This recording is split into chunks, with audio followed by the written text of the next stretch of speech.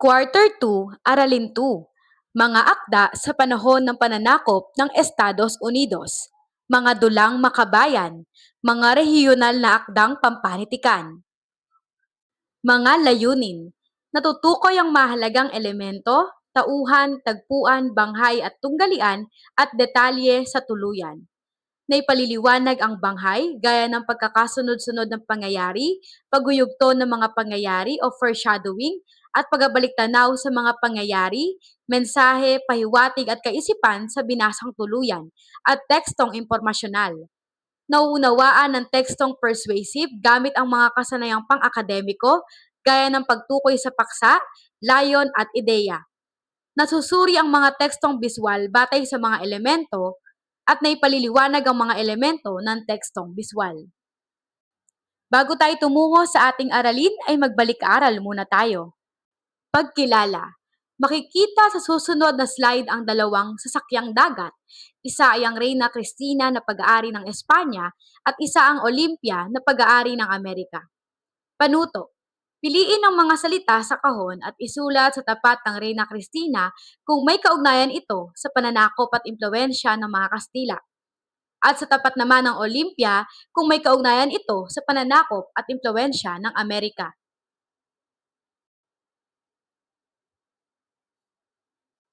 Kung ito ang inyong mga sagot, mahusay. Maaari na tayong tumungo sa ating aralin. Alam mo ba na balewala ang Deklarasyon ng Kalayaan ni Aguinaldo noong Hunyo 12, 1878 sa Kawit, Cavite dahil sinakop na tayo ng mga Amerikano noong 1878 matapos na ibenta ng mga Kastila ang Pilipinas sa mga Amerikano sa halagang 20 milyong dolyar sa Treaty of Paris noong Disyembre 10, 1878. Tumagal ang pananakop ng Amerika sa Pilipinas hanggang 1935. Sa panahon ni Quezon, bagamat Pilipino na ang Pangulo ay hawak pa rin ng Amerika ang ekonomiya at politika ng Pilipinas bago pa man sumapit ang ikalawang digmaang pandaigdig at sakupin tayo ng mga Hapon mula 1902 hanggang 1945. Pagbabalik-aral sa akdang sa Dakong Silangan ni Jose Corazon de Jesus. Ilarawan na simbolo ng sumusunod na tauhan sa kasaysayan ng Pilipinas sa pamagitan ng isang buong pangungusap. Sagutin ang tanong na, ano ang pinakamahalagang natutuhan mo sa akdang sa Dakong Silangan ni Jose Corazon de Jesus? Paano mo ito maiuugnay sa kasalukuyan? Ipaliwanag.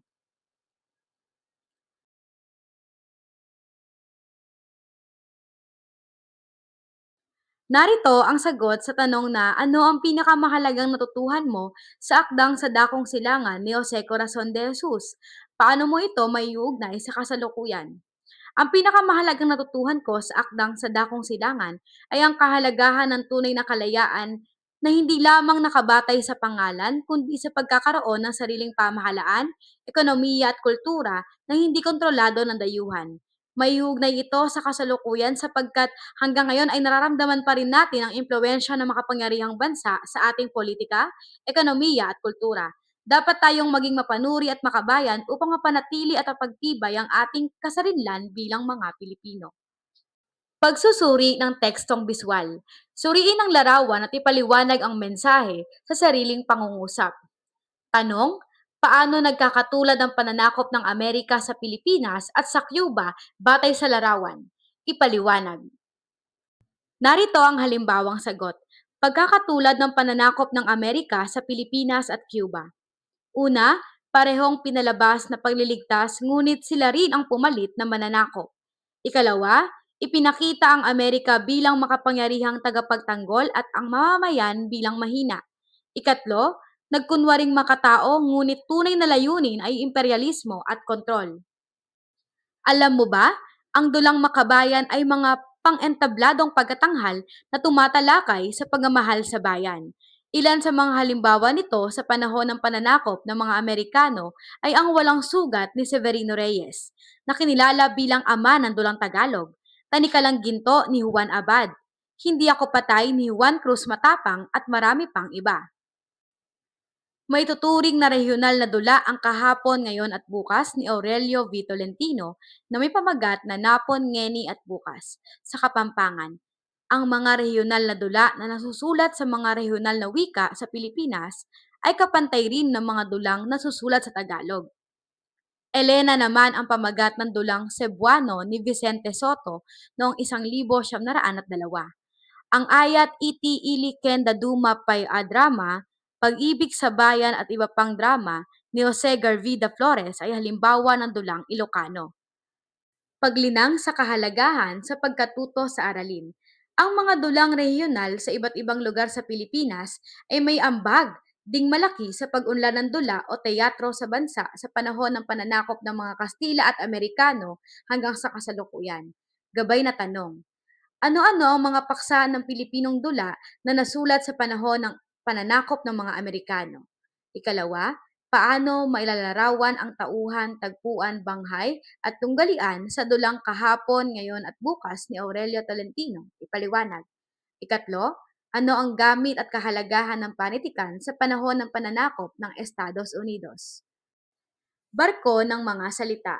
Ang mga sumusunod na salita ay mula sa akdang Kahapon, Ngayon at Bukas ni Aurelio V. Tolentino.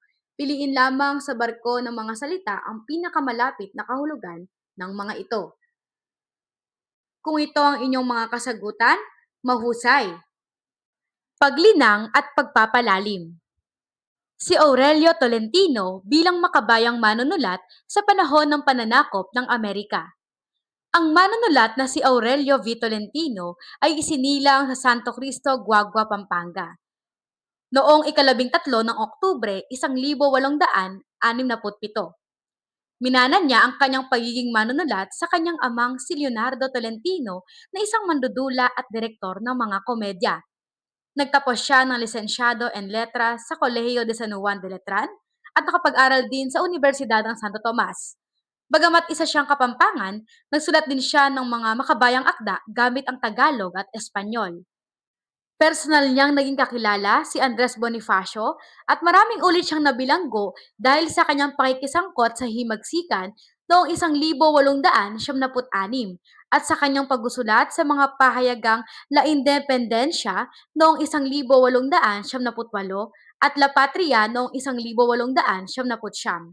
Nagtangka rin siyang makipagtulungan sa revolusyonaryong si Artemio Ricarte at gumawa ng mga propaganda laban sa gobyerno ng Amerika sa Pilipinas. Mapanganib ang ginawa niyang ito dahil ang parusa sa mga lumalaban sa Amerika ay mahabang pagkabilanggo kung hindi man kamatayan. Noong Mayo 14, 1903, itinanghal sa Teatro Libertad sa Maynila ang kanyang dulang Kahapon, Ngayon at Bukas, kung saan may eksena ng pagpunit sa watawat ng Amerika. Natakot ang aktor na gawin ang eksena dahil may mga Amerikanong nanonood, kung kaya si Aurelio Tolentino mismo ang gumawa ng pagpunit sa watawat ng Amerika. Dahil dito, kinasuhan ng sedisyon ang lahat ng nasa likod ng dula, ngunit inako ni Aurelio Tolentino ang kasalanan, kung kaya siya lamang ang nabilanggo hanggang 1912. Nang lumaya ay sumulat siya ng isang dula na pinamagatang Ang Bagong Kristo na tungkol sa pakikibakan ng mga manggagawa. Nagatag din siya ng paaralang nagtuturo ng wika at panitikang Tagalog na tinawag na El Parnaso Filipino. Tunay na natatangi si Aurelio V. Tolentino bilang makabayang manunulat sa panahon ng pananakop ng mga Amerikano. Pumanaw siya noong Hulyo 5, 1915. Paglalapat at pag-uugnay. Pagkumparahin ang akdang Sa Dakong Silangan ni Jose Corazon de Jesus at ang Kahapon, Ngayon at Bukas ni Aurelio V. Tolentino. Isulat ang obserbasyon sa kahon. Pag-unawa sa binasa.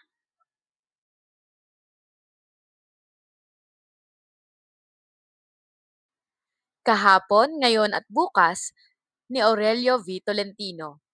Ito ay isang makabayang alegorya na isinulat noong 1903 bilang pagduliksa sa kolonyalismo at pagkataksil sa bayan.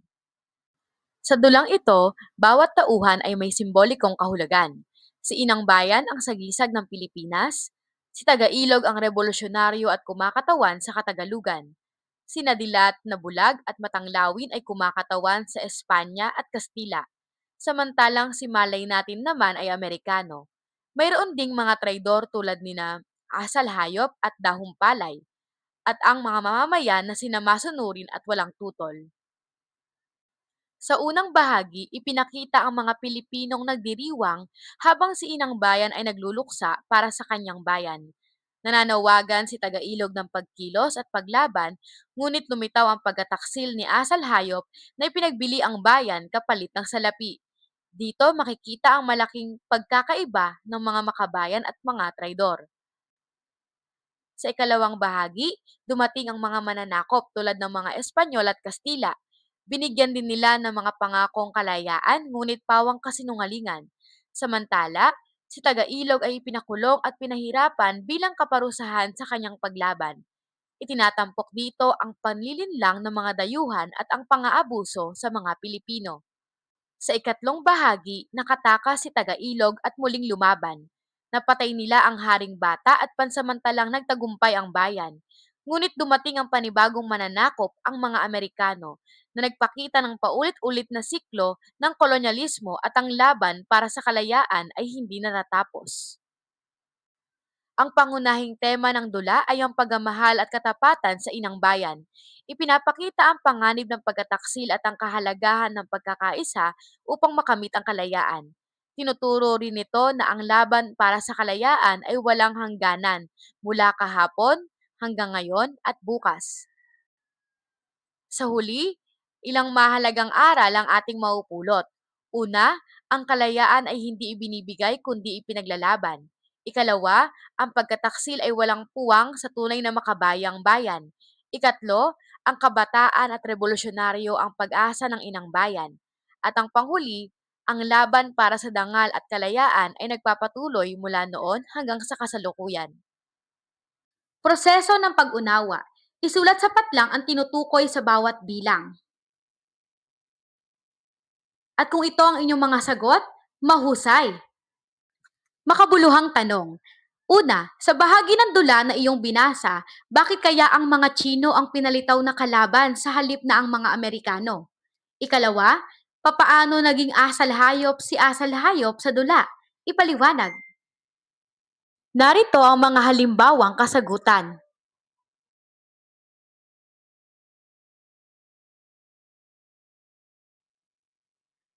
Paglalahat. Pagsusuri ng akda. Itala kung paano maiugnay ang awit sa tulang sa dakong silangan at dulang kahapon, ngayon at bukas gamit ang kahon sa ibaba. Narito ang isang halimbawang kasagutan.